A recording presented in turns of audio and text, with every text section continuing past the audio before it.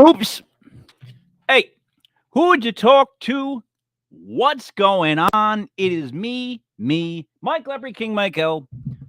This is legit USFL, United States Football League, brought to you by legit podcast.com.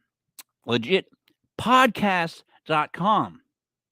It is probably my favorite night of the week, if I got to be honest. Thursday night. It is 0602 2022. Now, for the math geeks, by my numbers, starts off with a 6, and then you get 3 2s and a 0. This could be very interesting for the math geeks. Joining me as always, Buddy Money Thayer. What's up, buddy? How you doing tonight, Mike? Well, I'm a math geek. I always say to the math geeks, but I am a math geek. Talking to yourself. Yeah, right. No, like I can't look at a digital clock without like 123 blows my mind. I'll just watch it. Like I always catch myself staring at the clock, buddy. I'm a very strange individual. It's your lizard brain, Mike. That's what I believe what they call it, a lizard brain. Yeah, It's okay. Yeah, more like a snake. Whatever. It's a beautiful night, Mike. I had a beautiful workout this evening, sweat my face off. I'm enjoying a delicious backwoods bastard. It's not really that delicious. It's more of a bastard of a beer. It's very it's not my favorite. That's why I'm drinking it tonight, because it's the last beer in my fridge, and it was a good, week at work. Tough week at work, and I'm enjoying a delicious beer. Talking about football in the springtime with you, Mike. So I got to be honest. Like, I get in trouble because I tend to drink during the shows. Right. I don't. It's not like I'm sitting around drinking. I never drink. I'm not really a drinker. Like, no, it's nice. But I'm down here with you, and everybody else is upstairs. So right. This is another Stu bought beer. Laguentis? Something? Lagunitas, Mike. Lagunitas. That's beautiful. Good for you. You're moving up in your beer world. Stella's, now Lagunitas. They make lovely IPAs. You know what? The only reason I have this, just like I had the other one, Stella Artois, is because of Stu. Big Stu's dropped both of these off at my house. Big Stu has a good palate. You can tell by the beers that he drinks. Stella Artois is on my top 10, and Lagunitas got me into the wonderful world of IPAs. So it's also another good beer maker. Canned beer versus bottled beer. I prefer canned beer. Most people like bottled beer.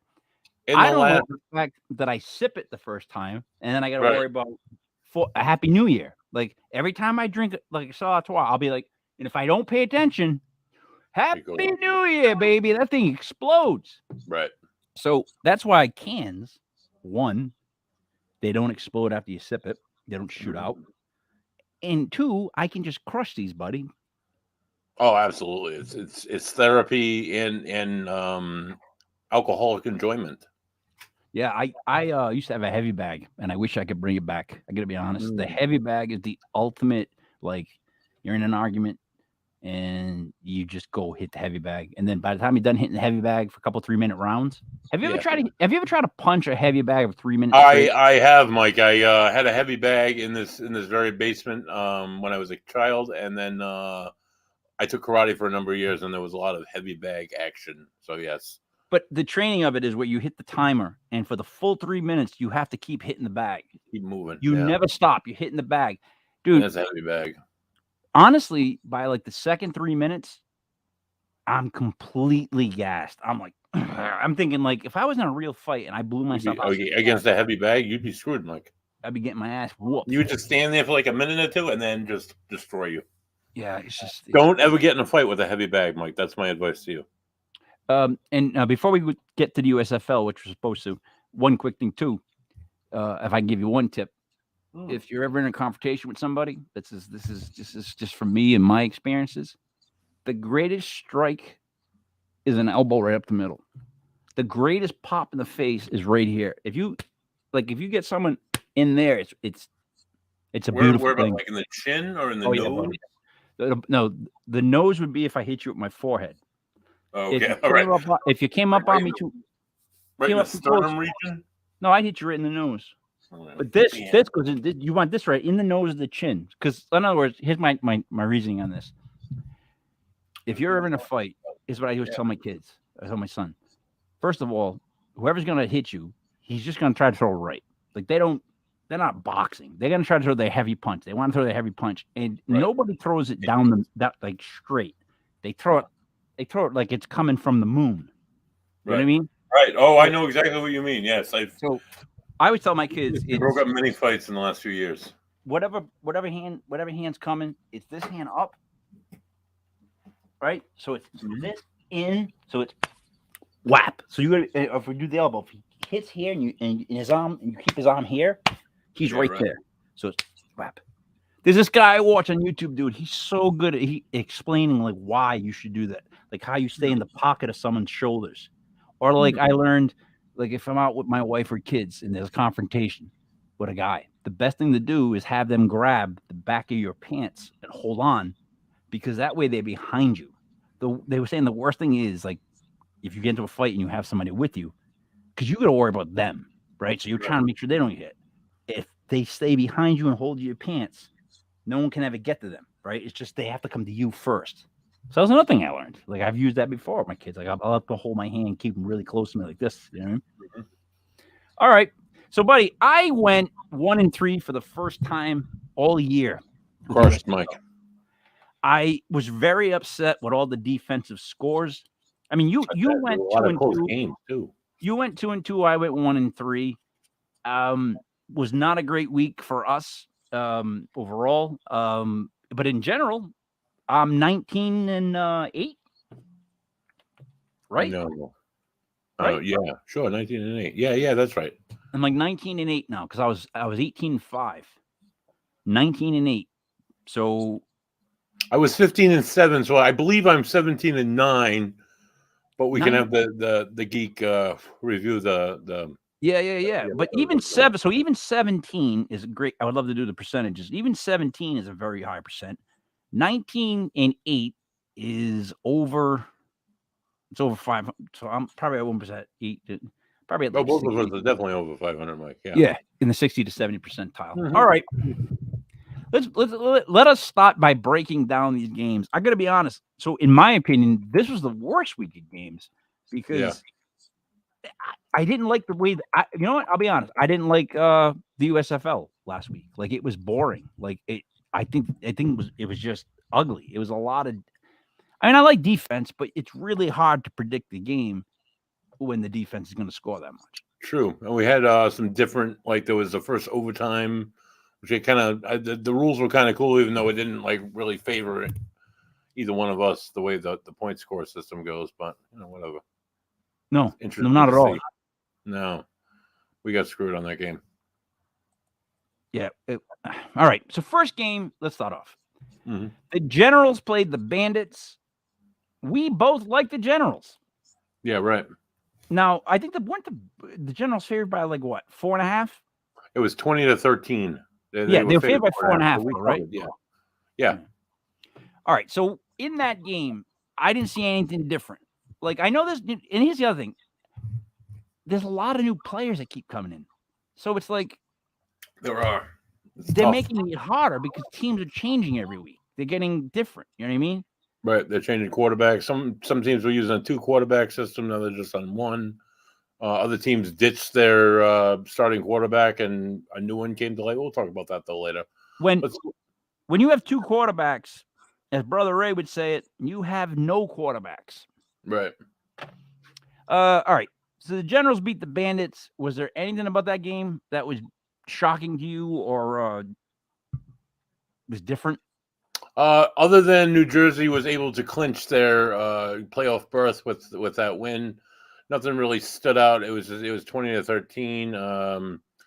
Tampa Bay really kind of, I don't know, they didn't really impress me, but they don't really impress me ever. Yeah, they faded as the season's going on. That's a team that's fading. Yeah, slowly. Yeah.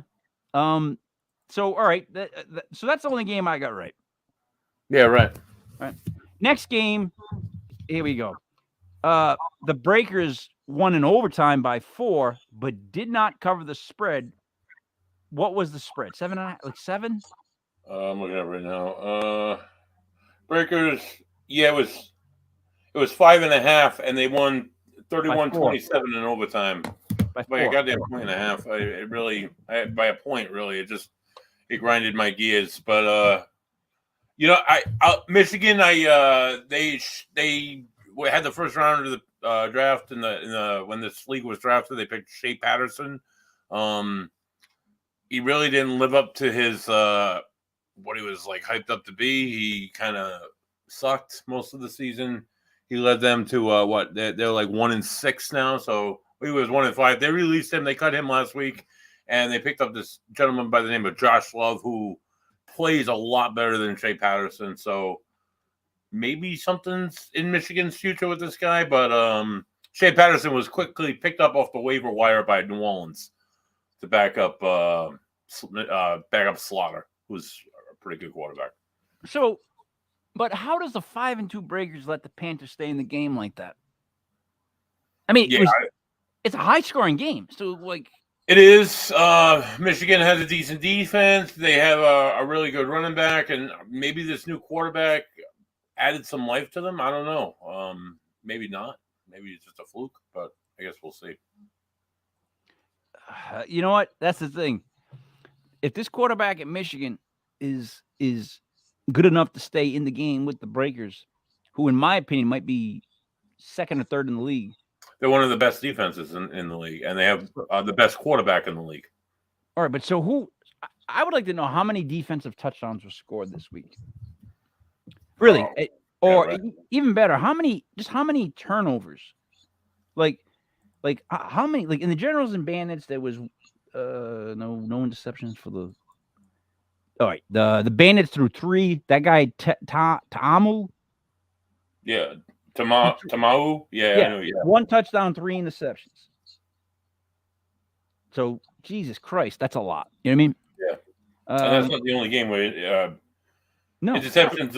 In the Gamblers game, there was 2 interceptions. No, an interception, a fumble, and a safety all in 1 quarter. And that's what, honestly, we'll talk about the Gamblers, but that's what absolutely killed it for the Gamblers.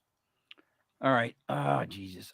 So, all right, it's just too much. I don't like all the defensive scores. I'll be honest. All right. So the Breakers' new quarterback came in. We couldn't account for that, right? Right. No, we didn't even know about him. So we end up losing by 1.5. Yeah. That's why this is so hard to predict, because if they're going to do stuff like that, especially towards the end of a year. Right. This guy comes out of nowhere. And a 1-6 team bringing in a new quarterback. For what reason? You know what I mean? Right. 4-6. They were right to the end of the game, and they kept it close with the number 3 team in the league. So I mean, something to be said about Josh Love, maybe. I don't know, but time will tell. I think we'll see how he does for the rest of the season, at least. All right. Let's go on to the next game, because that would be so we lost that by 1.5. All right. Here's the one that I don't know how we lost, because I don't know what the spread was, but the Stallions beat the Maulers by 10. The point spread was 12.5. Is that what it was? Did we get scared by the spread? It was outlandish, and I was like tentative because Pittsburgh also added a new quarterback the week before, and he's been throwing pretty good. So they were able to keep it within 10. Sons of bitches. But, I just think it was a bad game by the Stallions, if you want my opinion. The quarterback went 9 for 24 with an interception. Yeah. That's it. The Maulers quarterback, there were no touchdowns thrown. They had 1 rushing touchdown. So they don't score. I don't know. They're a horrible team. They are. The Maulers are a terrible team. But they did pick up Vad a couple weeks ago, and he had a decent collegiate record. So, I mean, he could bring a little bit of life to the Maulers, able to score 16 points. I think that's the most they scored all season. It's just not. I don't know. They don't have it to beat the Stallions. The Stallions are not like a great team. They are 6-0. They are 7-0, but they're not. They seem to just find the way to win in every game. They're like that awful team from this area of the country that used to always find that way to win. Just made you sick every week, like that. The Giants? No, because unfortunately, the Giants didn't win that much. They won some of the time, but not. Well, the last 4 years they haven't won. Nauseatingly week after week with the same quarterback for Christ 2 decades just made me want to vomit in my mouth. And just when you think he's done, he comes back again. But whatever. Life goes on. So you're talking about Tommy. Yeah, Tommy's. He's whatever. But anyway, the hell with the NFL. I think the Stallions. They're holding on, but they're not. They're not all that in the bag of chips. They're just. They did what they had to do. They came out. They went 7-0. They beat one of the worst teams in the league. The problem we're having with them is they didn't win by enough. They only won by 10. Right. 12.5 was a high spread, but honestly, it was the best team against the worst team. So we get screwed on that one. Yeah, who knew they were going to come to life? All right. So then the one you got right had to be the Stars, right? Yes, I did get the Stars right. What happened there? The Gamblers, I thought, we're in this. They had the lead the entire game. All 3 quarters, they looked outstanding. And then sure as shit, like the rest of that whole season, the wetness of the turd in the brown bag got too wet and it fell out from the bottom. He gave up a touchdown. He gave up an interception. He gave up a fumble, and then they gave up a safety to end the fourth quarter and continue their 6-game losing streak. Awful. They just gotta, and they've had a lot of games like this where they've lost either in the last few seconds or in the last quarter. They just that fourth quarter blues for the Gambles is just overwhelming. That's my problem is that's coaching. Yeah, right. To play great for 45 minutes and then play like trash for that last 15. That's got to be on the coach to keep that team together, to keep them operating on all cylinders. It's coaching and leadership on the field. I mean, any team that loses at the end, it's always coaching. Always, man. I mean, like, it's funny. Like when I used to coach basketball, even like the AAU traveling teams, like some coaches they don't know how to like win. How to just shut everything down, like how to get across to your team, like stop shooting, slow the game down, let's win. And in football, it's let's grind this out and let's win. But they can't grind it out. No, that's their problem. Run that clock down, keep getting first downs. Just they gave up 22 points in the fourth quarter. They had the game. It's a shame. It really is. When I lost that one, I was like, Jesus, Christopher. Like, I'm not even in the ballpark with this. Like, this is ridiculous. You know what I mean? But, that's the thing. It's a matter of, like, 1 or 2 plays each game for the Gamblers, or maybe even 3 or 4 plays each game for the Gamblers where they choke at the last second. And if they didn't, they'd be undefeated. And it's just 6 games where they lose right at the end. That's terrible. It's so terrible that it's USFL terrible. Right. You know what I mean? It's the bottom of the bottom of the bottom of the barrel. Yes. Agreed. All right. Before we go on to the next games, right? They're doing that thing again when there's 1 on Friday, 1 on Saturday, 2 on Sunday. I'm guessing this has to do with the NBA Finals. Probably. And that would be their reasoning, right? Because there's one game tonight. Major networks. Yeah.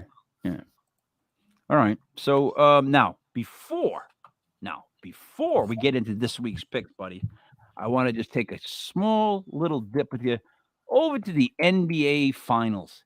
Let's talk with you real quick. All right, let's preview that. Sort of, yeah. Let's preview that really quick.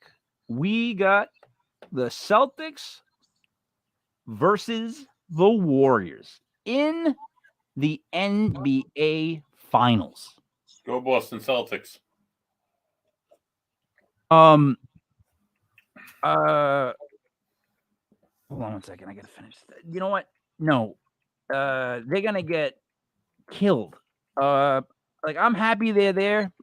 Like I'm not a Celtic fan, but I'm happy for them that they're there. Right. But they're playing the Golden State Warriors. So here's how I see this, and maybe they'll listen to this when the series is over. The Celtics did a great job getting there, but they still play that. No, I'm the star. No, I'm the star with the two main guys, right? And then you've got the Jays, if you will. The Jays what's the other guy? Marcus. Yeah, Marcus Smart, who will not stop shooting in the fourth quarter, even though he can't hit a shot to save his life. And his feet are terrible. So you got him, and you got those other things going on. Now, on the other team, you have a team that, if they just click, they're gonna they can run them right out of the building. The Warriors could drop so many points on them. People keep saying the Celtics are going to muscle them up. Oh, they played well against them this year. They played them twice. You know what I mean? And they're physical. You cannot guard that many shooters. If Golden State comes out and just puts the heat on them, like I think they're going to do, I don't think the Celtics can go to a one-man show to keep up. Just correct me if I'm wrong. During the regular season, didn't the Celtics play the Warriors at one point? Didn't they? Yeah, I said they should play them twice. Did they win? They should have, I think. East Coast versus West Coast. East Coast versus West Coast. Yeah, so they should play them twice in a season. Right. But them they beating, went 2-0 in the regular season when they were not so on fire. No, I'm not. No, because the Warriors were up and down all season too, in the sense of like waiting for Clay to get back, waiting for this to get back, waiting for that to get back. I think that the Celtics are going to have a case of the happy to be theirs, which happens to teams that get there out of the blue. You know what I mean? They have that happy to be there. I think in the last two series, they play games like some of the games that were tremendous, and other ones were like, this is the same team I saw the other night. Like, what are these guys doing? So that's my point. And I understand they cannot do that against the Warriors, who will just overwhelm them completely, and they'll get behind in the series and they'll lose. I don't know, Mike. Maybe they'll figure it all out. I have a lot of faith in the coach of the Boston Celtics. Maybe he'll keep things glued together. I'm like the Gamblers coach, but I don't. What is the spread for tonight? Oh God, let me look. I got it. I'll get it before you do. Please get it. Golden State is favored by 3.5 at home. Oh, that's not a lot. Golden State's winning. Golden State's winning tonight. Take Golden State. You trust me. Just take Golden State. I'll tell you when the Celtics are going to win their one game. It's going to be a 5-game series, and they're going to be 4-1. It's going to happen. That one game is going to be a big thing for them too.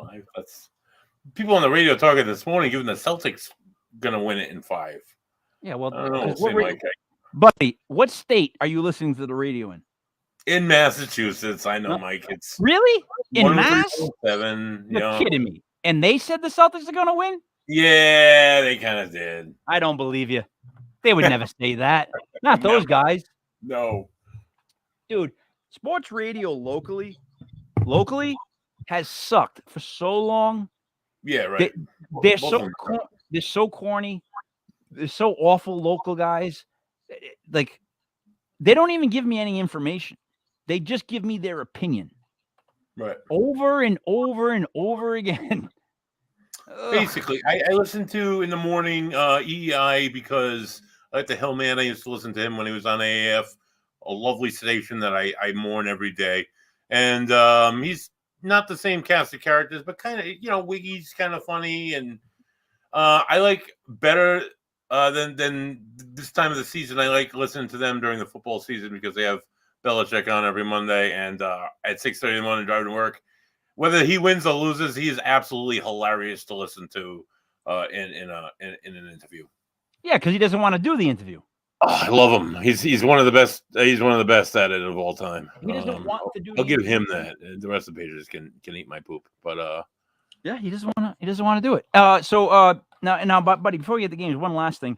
So, I guess this has been like really big lately. The whole LeBron, Michael Jordan thing has become a big deal. Like, I guess my son's friends are talking about it at school. There's been a lot of things going on about people talking about it on sports shows, right? Mm-hmm. And here's the thing, buddy. LeBron's not even close. No, I don't think so. And let me tell you why. Because they're gonna say to you, "Oh, LeBron averaged this, he averaged that, he did this, he did that. His numbers were this, his numbers were that." Here's the thing: like every pro that said so far, the NBA when Michael Jordan was there is so much different than it is now. You cannot hand check anymore. Mm-hmm. You cannot bump the guy, lean on. Right. Michael Jordan, everyone, like even Iverson was saying it. He's like, what was the most Mike ever averaging in a year? It's like 35 or 37. Mm-hmm. He's like, he'd have 50. They're like, oh, well, he'd probably have 45 a game. If he played a bad team, he could probably drop 60. Like, in other words, Michael Jordan against this competition would destroy this competition. No one wants to understand that. They think LeBron's so good because he's so big. But here's another stat there for you, buddy. Michael Jordan is 6-0 in NBA Finals. I don't think he's ever lost a Game 7 or been to a Game 7. I think he just LeBron's lost a bunch. Like they were saying, people were scared of Michael Jordan. They're not scared of LeBron James. Mm-hmm. So to the young kids, if you're listening, any young kids that happen to listen to this, you can't just compare players as is because the NBA changes. It was different. In the 90s, it was so physically brutal with the Knicks and the Pistons. And come on, you know what I mean? And they were saying, like, against the Pistons, he averaged 35 in regular games. That's crazy. Mm-hmm. So let us put that to bed. There is no one better, in my opinion, in basketball than Michael Jordan, period. And the story, stop trying to make the comparisons. Right. It rings true in every sport. People talk about it in baseball and football all the time, but the game has significantly changed over the years, and it's just not the same. I mean, granted, it's steroids earlier in the day, but I mean, if you go even further back, like steroids still. I know. Awful Yankee teams. I hate the New York Yankees, but some of the teams are absolutely devastating for I love the Yankees. Decades. I'm sure you do, Mike. I hate the New York Yankees. I used to love Giambi. My favorite was Gary Sheffield. All right. But here's the thing. So you can say that, but when they do like quarterback comparisons, it never holds up because there's always like somebody saying this, somebody that, and well, with Brady right now, it's hard like to kind of compare it. Like they're just going by wins, so he's obviously going to be considered the best. But like, as an example, Lawrence Taylor. Every year they keep trying to say there's a new Lawrence Taylor, and people like Belichick and others will be like, nope, not even close. No, right. Not even close. Now, would Taylor be as good now in this decade? This decade, he would be, but he would not be as intimidating because he was not allowed. He wouldn't be allowed to hit people the way he did. Right. You understand? Back then, he hit people in the head. All right, they knock guys' heads off, and hence the reason for all the brain damage with football players over the last couple decades. But so it's like, and to hear the guy talk, he's like, I just like to hit. It's like, oh goddamn. All right then. All right, so buddy, here we go. It is now week 8. We have 3 weeks left in the regular season. Let us make these picks correct. Let's see how see if we can go 4-0, or at least one of us. First game tomorrow night. The Pittsburgh Maulers at 1-6 with their new quarterback travel. Well, they don't travel. But they play the New Jersey Generals, the 6-1 Generals. The New Jersey Generals are favored by 8.5. Now, the Maulers got beat by what? 10 by New Orleans. Yeah. So, can the Generals beat the Maulers by 8.5? But yeah.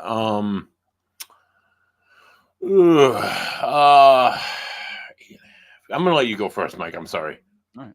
Well, then I'm going to take the Generals because there's one thing that I've learned, and it's not to go with a bad team. Just because they lost by 10 last week and not 12.5 does not make them anywhere good. New quarterback, okay. But I think the Generals are coming together to the point where this is the team that has a chance to beat the Stallions. I'll take the Generals -8. The Generals definitely have a good, strong team there. They had the Offensive Player of the Week last week. They have one loss, and that's against the undefeated team in the USFL. While the Maulers, yes, they do have a little bit of hope in this new guy. I think that I just maybe not against the Generals. So I'm going to go with the Generals to win. Okay, so Generals by -8.5. 8.5. Oh, just jumped. Yeah, 8.5. All right. So we're both with the Generals. All right, Saturday's game. Oh boy. You got the 5-2 Breakers playing the 7-0 Stallions. Stallions are favored by 3.5. Who do you got, bud? New Orleans has been playing some really good football. They have the best quarterback in the league right now. They have a decent defense. They played a tight one last week. Against the Panthers. I'm gonna have to go. I'm gonna have to stay with the Stallions. They're gonna go undefeated. It's gonna be what's the point spread? 3.5. All right, yeah, I'm gonna go with the Stallions. I think they can overcome. All right, I too will pick the Stallions, just based on the fact that when they played the Breakers early this year, I'm pretty sure the Stallions they destroyed them. Yeah, there was no. I thought it was going to be the game of the week, and it ended up being the ass kicking of the week. Yeah, I can't find it, but I know. Oh, here it is. The Panthers. No, it's the Maulers, right? Stallions the Stallions versus the Breakers. Oh, the Breakers. I can't find that. Where is that? Stallions versus the Breakers. Stallions versus the Breakers. Still can't find it. Breakers, Stallions. Nope. Definitely. I can't find that shit. All right. All right. So, third game would be on Sunday morning. The Panthers we just spoke of, the 1-6 Panthers, play the 4-3 Philadelphia Stars. Philadelphia is favored by 6.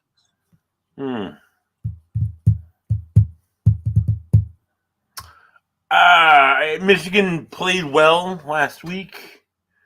They have a new quarterback. But if you've ever listened to any of my podcasts on the USFL, you've heard me say that any team from Michigan is trash. Yep. And I'm going to go ahead and go with the Stars to come through and probably clinch a playoff berth with this one. Let's see. So, all right, you got Michigan. You got the Stars winning by 6 against the Panthers. Yeah, I think they can do it. All right, you got the Stars -6. Buddy, I will be going with the Panthers. I knew it. I knew you were going to say that. Oh, you bastard. Because look at the way they played last week. I know. And they're putting things together at least. They scored a bunch of points against the Breakers. And I've not impressed with the Stars. Never been. All year. They barely it's your hate for the Eagles. I think you're confusing it. No, you're wrong. I hate Philadelphia. Not the city of brotherly love. I've been to Philadelphia, and I have been also, Mike. It's a lovely city. It's weird. It's like a Thayer Street. Like there's like Thayer Streets within like this little city, all different areas, and like I don't know. I just don't like Philadelphia people. How about that? I just don't like them. That's fine. They have asshole fans, so I'll accept that. No, they are asshole fans. The Philadelphia fans. Let's recap. Philadelphia fans booed and throwed snowballs at Santa till he had to leave the field. They cheered when Michael Irvin got a stinger and they thought he was paralyzed. So Philadelphia fans are awful people. They've always also to add that the new stadium that they built in Philly, like 4 or 5 years ago, it houses a courtroom for fans that get arrested in the stadium, so they get processed. I thought that was tremendous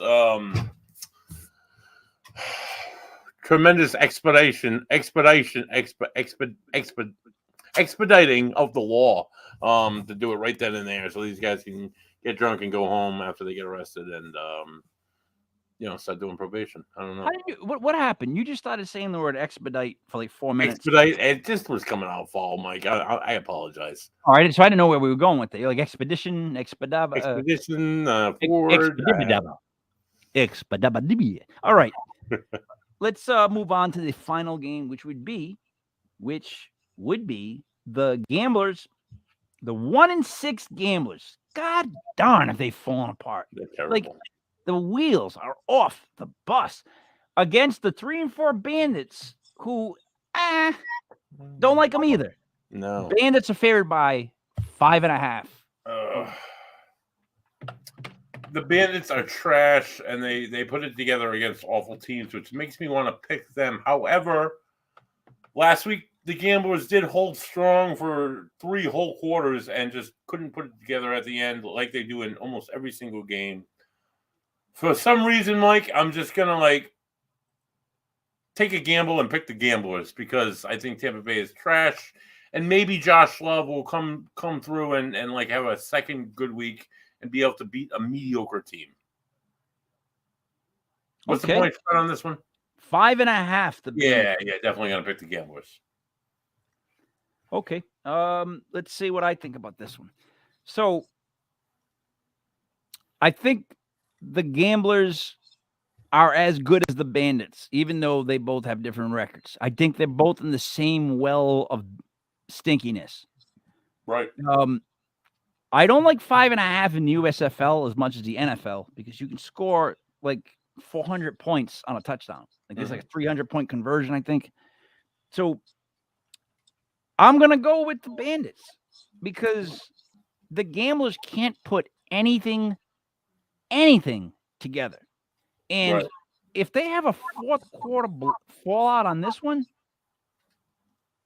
I mean, wrap them up, put a bandage on them. The only thing a positive note I can say about the Gamblers is last week, it was a linebacker. I can't think of his name right now, but he was the defensive player of the week for the USFL because he had numerous tackles for loss. He had two sacks, I believe, and maybe even an interception. But Payne, I think his name is Payne, Payne.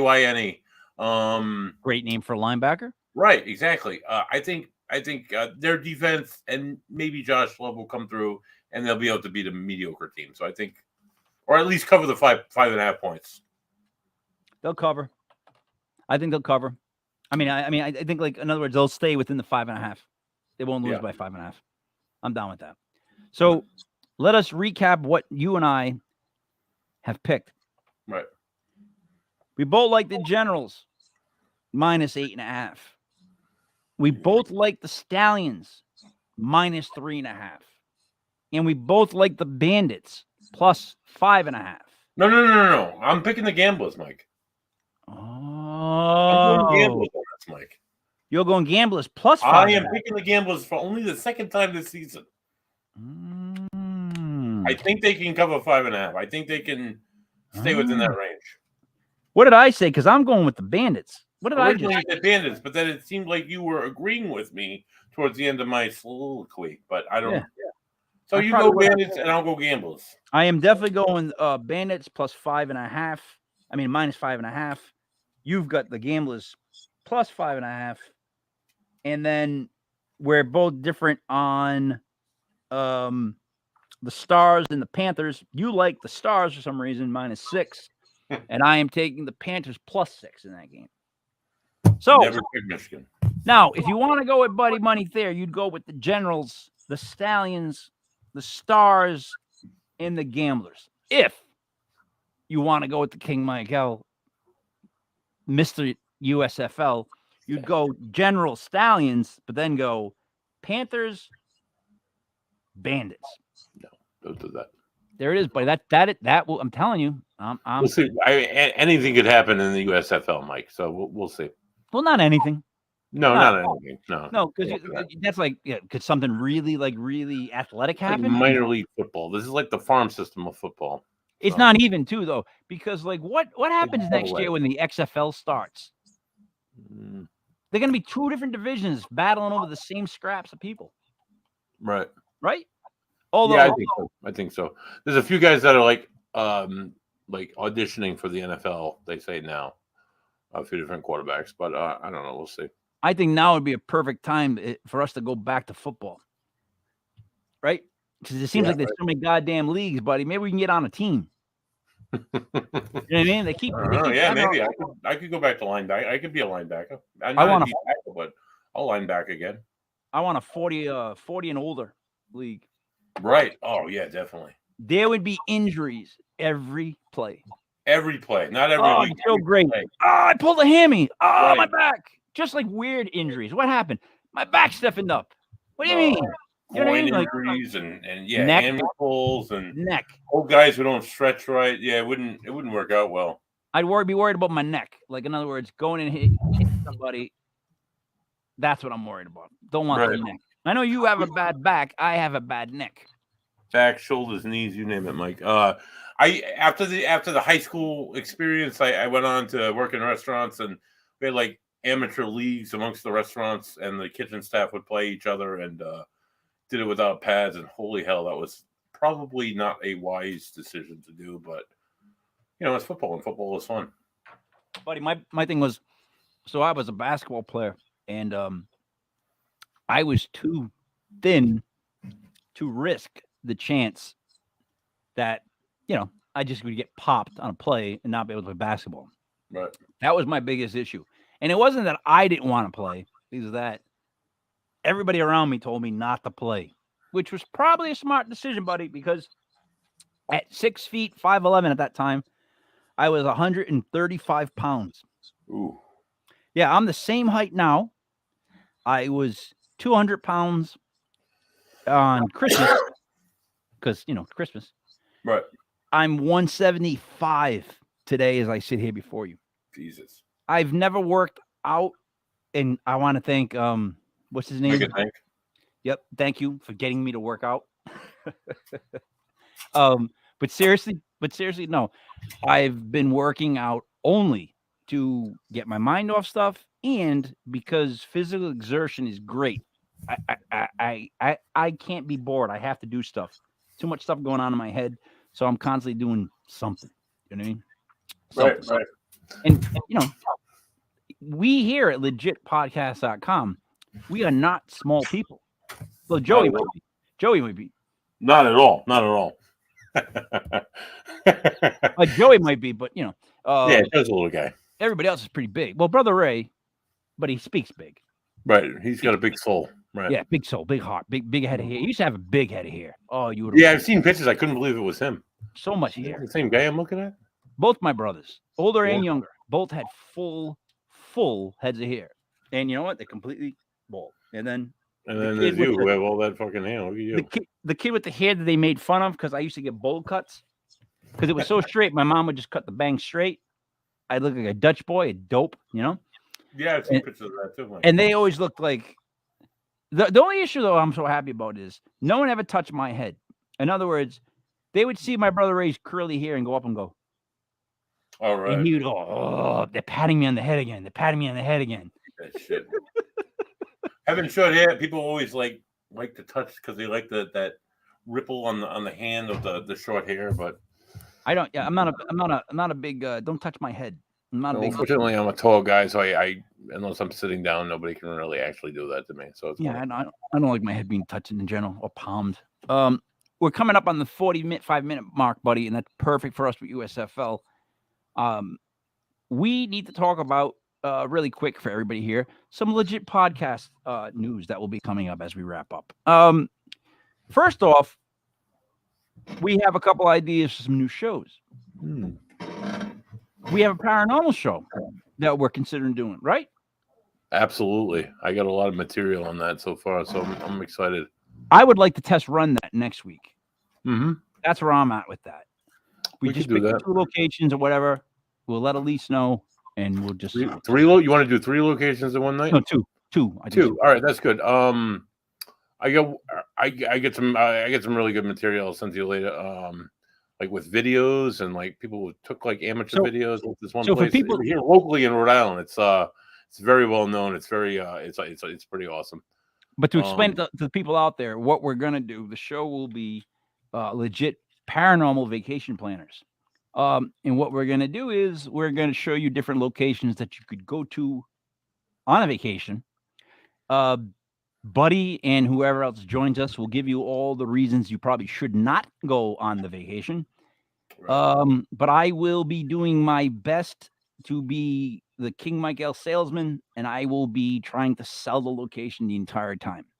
So I think it'll be a fun exercise just in us. And I think we'll touch on some really great paranormal vacation spots that had horrendous murders or incidents followed by paranormal instances. Like, absolutely. The one I have in mind, Mike, it involves the documented case of an 11-year-old prostitute that was murdered there, as well as a man that jumped out of the 14th floor, as well as the man who designed the building was a satanic worshiper and wanted to share his satanic rituals with the world. So there's, the local mafioso connection to this building. A lot of bad juju connected to the area, and I think it'll be a phenomenal first place being Rhode Islanders. Starting right here in Rhode Island would be good. We haven't decided on the night. We'll let people know once we do. It's got to be a Monday though, or a Tuesday, right? It's got to be early in the week. Monday would probably be good. The only problem with Monday is that's two nights in a row of paranormal. True. You want to kind of break it apart. Yeah. So maybe Tuesday works for now, but when I get short at work, that's my whole back day, so I could get forced, I could not. But I mean, we could go we could work on Monday. We could start on Monday. We can start the show Monday and then just see how we go from there. Either or. Yeah. I don't mind. Secondly, let's see. We're always open for other sports, and we're always open for other people that have podcasts, that want to come aboard because we're growing. And to prove that, August 18th, buddy, at the Parlor in Pawtucket. It will be on a Thursday night, August 18th, this summer, the first legit paranormal party at the Parlor. There's a lot of P's. We will have paranormal speakers, some pretty decently big names, too, in the paranormal world. And we will be drinking all night. I will be emceeing the event with Buddy.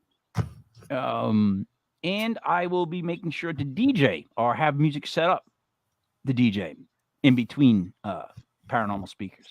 So basically, if you come out August 18th, now I know we're going to do invitations. It's $10 at the door. It's not a very big club. So I'm going to tell you that you're going to want to get a ticket or you're going to want to get there early. We're probably going to open doors at 7, so a lot of people say, oh, it's going to sell out. It's going to sell out. They always say that stuff about their own things. But I'm telling you, from my past experience in bands, booking shows, knowing the location, right? It's always those things. It's home court for us. Mm-hmm. I know the owner extremely well. You know what I mean? He's done sound for us and stuff like that for years.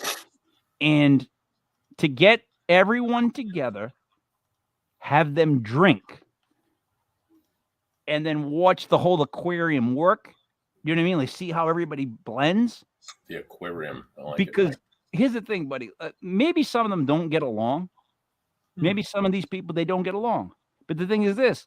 When they come into our home court. Our house. What are they going to do? Drink some beers and have a good time. That's all you got to do. That's paramingle. We'll paramingle. That is the credo of Bar Fangool. Just have a good time and shut up. Like, you know what I mean? Just go along with it. Right. So August 18th, buddy, we're throwing our first legit paranormal party. And we have to because we grew. I mean, I was looking at I never look at the Facebook page, but geez, we're like. We have a lot of followers. We have a lot of, we post the events every week of who we're having. Different events that we do. I'll try and take videos, pop them up on there. One of our para party guests, some of his stuff is on there from the last Paracon that we attended. So I mean, just go and check us out. We're on Facebook. You can look at my site on Facebook if you can. You can look at the various different guests and the lineups that we've had and who each guest is. And it's if you go to legitpodcast.com, that will be the home hub for you to find the paranormal show, to find this USFL show, the fantasy football shows we do, the wrestling show we do, Barfon Ghoul that we do, the new paranormal show that we do. We've got 3 or 4 different YouTube channels right now, and they're all getting different shows, and we're somehow feeding all those channels. Buddy, in the last year and a half, hundreds upon hundreds of hours, legitimately, like I've talked like unbelievable. Ridiculous. Way too much. We've been doing this now a year. Way too much, Mike. But a year and a half, and I have talked way too much. People tell me some weeks are like, wow, Mike really had a lot to say this week, and this is like a year and a half in. So if you accumulated the entirety of your talking, Mike, through all the shows, I don't know, dude, that'd be like easily a couple books. And you want to know what's crazy? I can't even go back and watch it. I can't watch myself back. Like the anthology of King Mike. I don't want to hear myself. Like if I go watch the shows back, I don't want to hear me. I can't explain it because I hear me all the time. You know what I'm saying? Right. I'm not my target audience. I'm just not it. All right, bud. What do you got to say to wrap it up? Join us on Sunday night for Legit Paranormal. We have a lovely guest. We have a lovely guest returning. This is his second time on. The first time he didn't have the Hartsville hall that he occupies now, and he operates various haunted events at. He's the owner of several haunted dolls and funky creatures. Him and his girl are going to come on, and they do the Warner. The Warner. I don't know. His name is Matt Warner, and Courtney. I forgot Courtney's last name. I apologize, Courtney. I'll have it all. I wasn't prepared. I'll have it all on Sunday. But 2 really great paranormal investigators who are doing a really great thing by preserving history. The Warner Paranormal Preservation Society. Bam, I got it. So that's what they do, and they're going to come on and talk about all the, not just historical stuff that they do and the haunted item stuff and the haunted Christ houses and all the. Isn't Matt the guy that showed me the doll with the noose around his neck? Right, exactly. He had the doll. We said, don't get it. He did anyway. I don't like dolls. You don't like dolls. He's if you want to talk about working out, he is a guy who has the big muscles. He's the owner of Bare Bones Gym as well up in, I believe it's Abington, Massachusetts. So which excites me even more, Mike, because I get to go to, I got 3 or 4 breweries in Massachusetts that I absolutely love. And I'm going to pick one of them and I'm going to go to it and I'm going to get beer for our guest who is also from Massachusetts on Sunday. So that excites me. And I'm sure that's the only reason you're getting beer, just for him. No, but it's coming from Massachusetts just for him. I would get beer anyway because my fridge is now empty. But that's my point. And you know what? Whenever you get to the bottom of your fridge, you start drinking that beer that you didn't want to drink. Right, like Backwoods Bastard. Like it's sat in the back of my fridge for like 2 months. It's absolutely terrible. I would only drink it again if I was desperate, and it was the last beer in my fridge. There should be a beer called Back of the Fridge beer. You would think there would be at this point, but yeah, I don't know. That'd be a great name, Back of the Fridge beer. Because like a shitty lager that just tastes like it's been in the fridge for 6 months. You could make it swill and just if no people flavor. go like it's horrible, like Michelob Ultralight. If they go it's horrible, you say, well, what is it called? Well, what is it called? It's called Back of the Fridge beer. Like, what did you expect? So if we named it that, buddy, we could probably make the worst beer ever. It's still and the most money off the worst beer because people would buy it just to, hey, let's see what this is like. I'm going to get it for my buddy on Christmas as a joke. And then it's going to sit in the back of his fridge till he's out of beer and he's desperate. And he's got to drink that. Anything else, buddy, to wrap it up? That's a great marketing idea, Mike. No, that's buddy, I'm full of just that Legit Paranormal. We have a bevy of guests that are booked through the fall, into the fall, and through September. So stay tuned as always because we have some great shows lined up. And please visit our site, legitpodcast.com. It's where you will see all our shows. Check out my sports memorabilia, please. I have a million things for sale. I literally have like 90 some odd different things of like Thurman Thomas on a mini for $100. Wow. It's ridiculous. So if you're into sports memorabilia, please check out our sports memorabilia shop on our website, legitpodcast.com. I mean, we started off small, buddy. It's massive. We're going big. Getting big. So now on June 2nd, 2022 at 9:01. For Buddy Money there. It's me, Mike Lepre, King Mike L. This was Legit USFL, brought to you by legitpodcast.com. We will see you again. Enjoy your Friday. Enjoy your Saturday. Come talk to us early Sunday morning, 11 a.m. for Legit Fantasy Football, NFL style. Bringing back Mastradamus and Brother Ray. Oh, Brother Ray. There it is. All right, guys. Thank you for watching. We are